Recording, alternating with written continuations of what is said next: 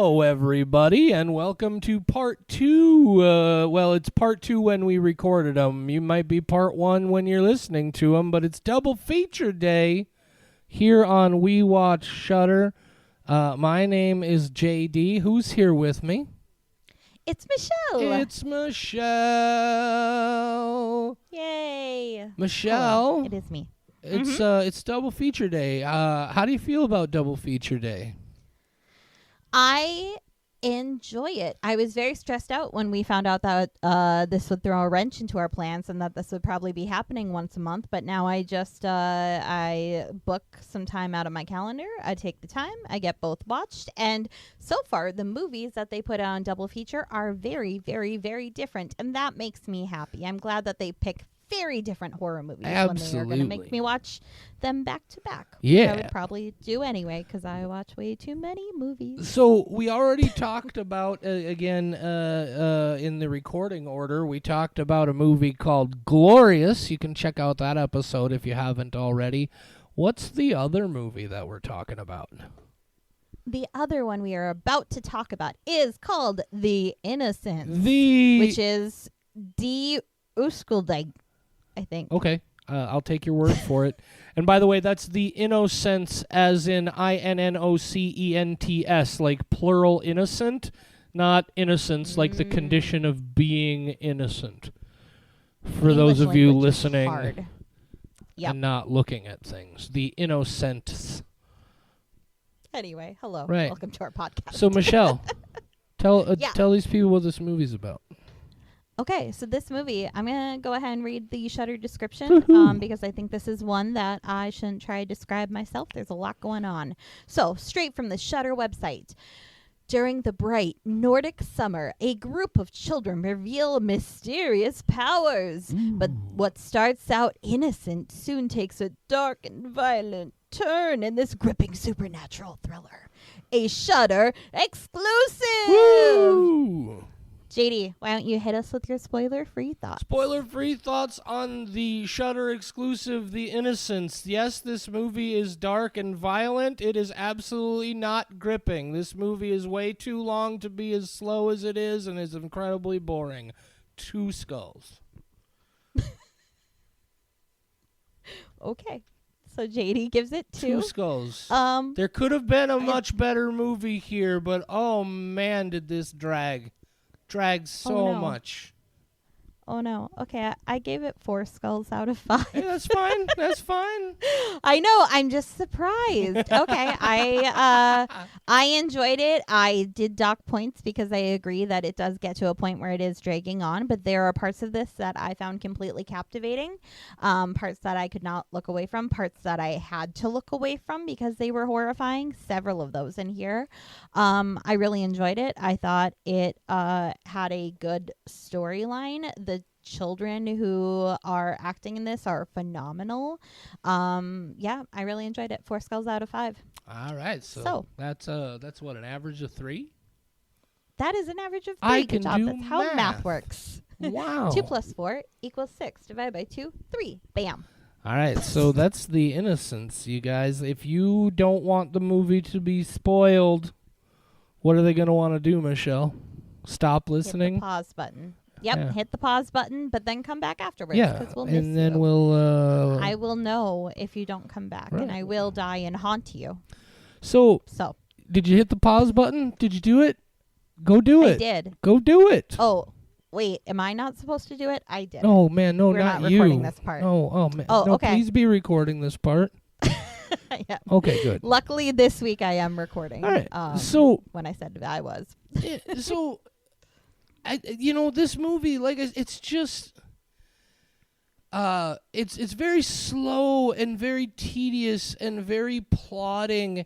And this movie is a perfect example of there being, at least from the way I took it, and it could be that I just didn't see a whole lot deeper going on here because of how boring I found the pace of the movie.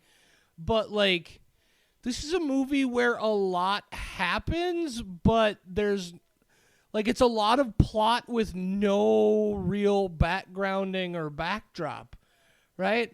Like, this family just shows up in this place, and the kids start meeting each other, and all of a sudden it turns out some of the kids have weird psychic powers, including one who is autistic and one who is apparently a psychopath. And there's no backgrounding or anything, at least that I noticed, to really detail and explain why this kid is a psychopath. Nothing to explain where these powers came from or why. And then once we see it, we just watch things happen, right? It's plot, but it's not really story to me. You know, it's like the kids have assorted powers, and then they learn how to use those powers, and then the psychotic kid starts killing things. And I don't know, it felt so empty and shallow and basic and simple and slow and Stop plotting. describing me. Oh, wow. Simple and basic. It's not what I was trying to do at all. I just needed to make you stop ranting. Sure. I'm sorry, because I got to disagree. Go ahead. I got to disagree so hard. Go ahead. So all the things that you disliked about this movie, I understand your complaint about the slowness, but the fact that there's not much information given is because I think this movie is clearly told in the perspective of the children. There are no adults really around. Children aren't going to know where these powers came from.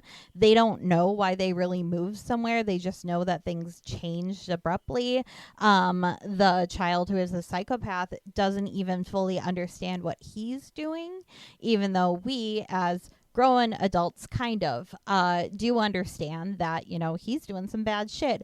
I think that's why it's called The Innocents, because it is about, you know, these children learning about these darker aspects of life. Sure. But they wouldn't have this explained to them. And so the lack of that part of the story was actually a plus for me.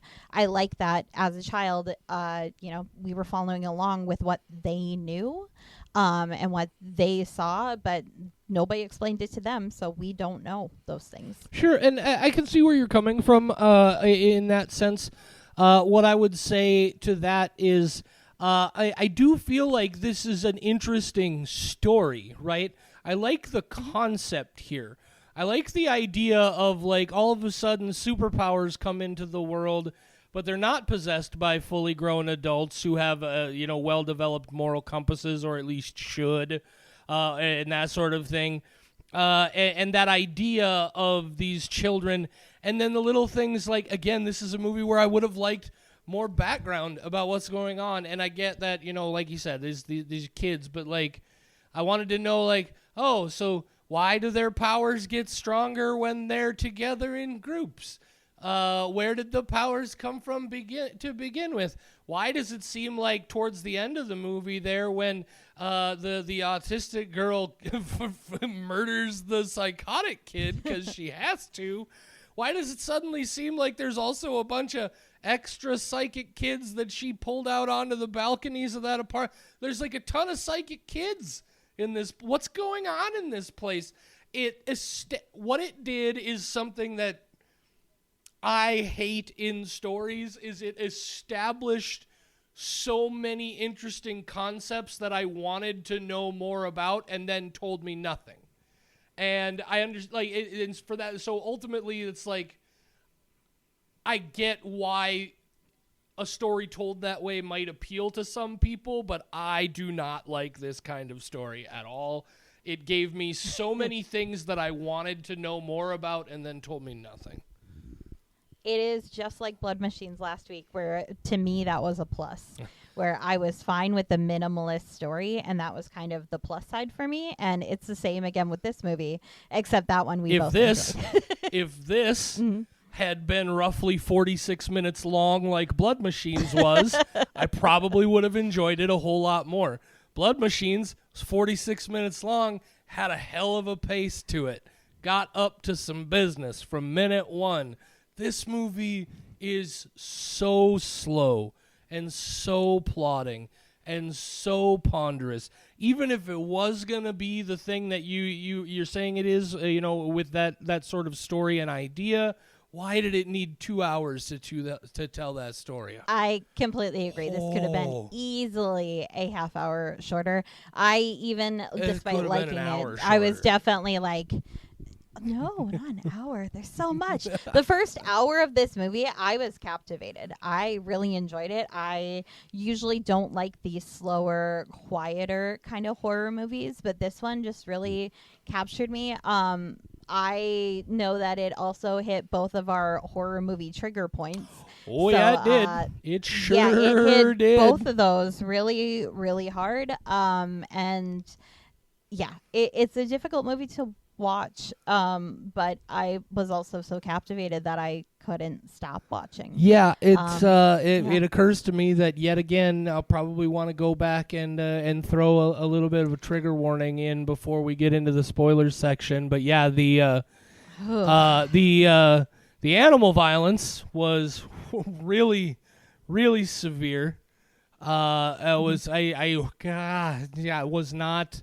And then obviously like all the stuff with kids, all the children. Yeah, Yep. and it wasn't this sort of stuff with kids doesn't bother me quite as much because it's children fighting children and that sort of thing.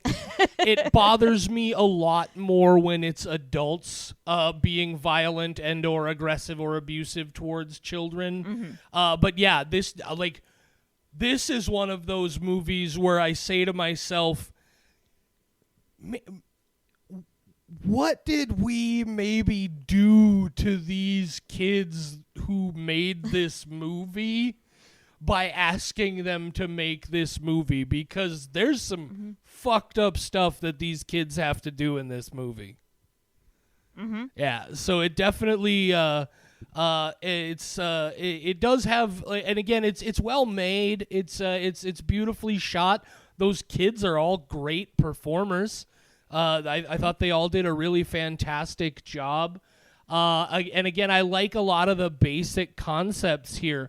I like this idea that there's it's sort of generalized psychic powers, but they seem to vary. Like the psychopath kid is telekinetic. And he can read the one girl's mind okay, but not the autistic girl. And the other girl can read the autistic girl's mind like no trouble at all, and she can also send messages to people. And then the one girl just got no powers at all, apparently, from what I can tell. She's just a stone in the middle of the ocean.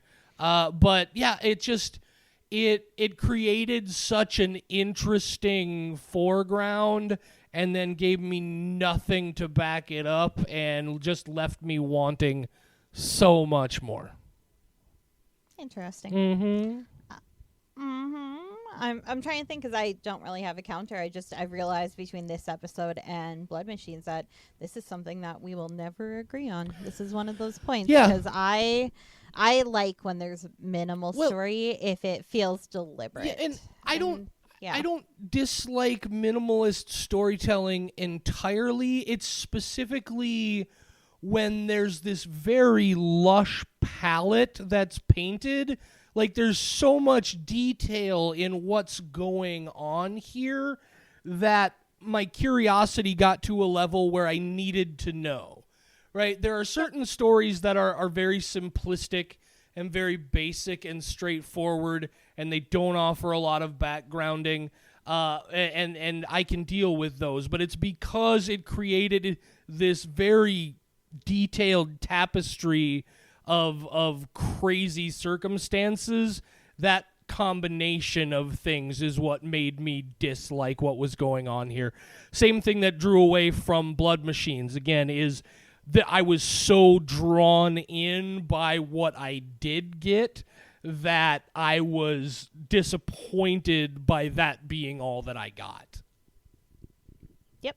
No, I completely understand what you're saying. Sweet. I just disagree. Well, you're wrong. Oh, well, you're wrong. Yeah. I also have to comment on the poster. I love the poster of this movie. It's really so good. much. Yeah, that promo image is fantastic. That is a really, really good poster. And I don't comment on those very often because they're not exciting, but that is a beautiful image. And I want that as a poster in my house. And I'm an adult and I have a job, so maybe I will go buy one. I don't know if that's actually a poster. Did this movie go to I theaters? have a printer, so I suppose can it print can. it. Yeah. What year do I live in? Good Lord. It's like there are ways to get images. Any image off can the be a computer, poster, JD. Oh my God.